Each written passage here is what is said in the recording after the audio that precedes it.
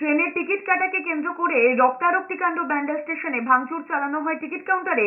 Booking clerk এবং rail পুলিশের উপর হামলার অভিযোগ ওঠে কয়েকজন যাত্রীর বিরুদ্ধে। ঘটনাকে কেন্দ্র করে উত্তেজনা ছড়ায় ব্যান্ডেলে। হামলাকারীদের মধ্যে দুজনকে গ্রেফতার করেছে পুলিশ। কাউন্টারের কাজ ভাঙতে গিয়ে এক হামলাকারীর হাতও কাটে। জানা গিয়েছে ওভারহেডের তার ছিঁড়ে যাওয়ায় ব্যান্ডেল লাইন আপ এবং ডাউন দুটি লাইনে ট্রেন চলাচল বন্ধ হয়ে যায়। প্রায় 2 ঘন্টা পর পরিস্থিতি স্বাভাবিক হয়। এর জেরে বেশ কিছু ট্রেন বাতিল হওয়ায় ক্ষোভে ফেটে পড়েন যাত্রীরা। এরই মধ্যে কয়েকজন মদ্যপ যুবক টিকিট কাউন্টারে ভাঙচুর চালায়। এক আরপিএফ জওয়ানকেও বেধড়ক মারধর করা হয় বলে অভিযোগ। এর মধ্যে অকথ্য ভাষায় গালাগাল করতে থাকে। বয়স্ক এখানে আমাদের স্টাফ ছিল, রেলের কর্মচারী, আমাদের বয়স্ক স্টাফ রয়েছে, তাকে অকথ্য ভাষায় গালাগাল করতে থাকে।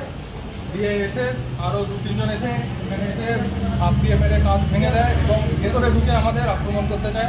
আরপিএফকে ধরে এখানে আমাদের চোখের সামনে প্রচণ্ড মারপিট করা হয়। রক্ত পড়ে আছে।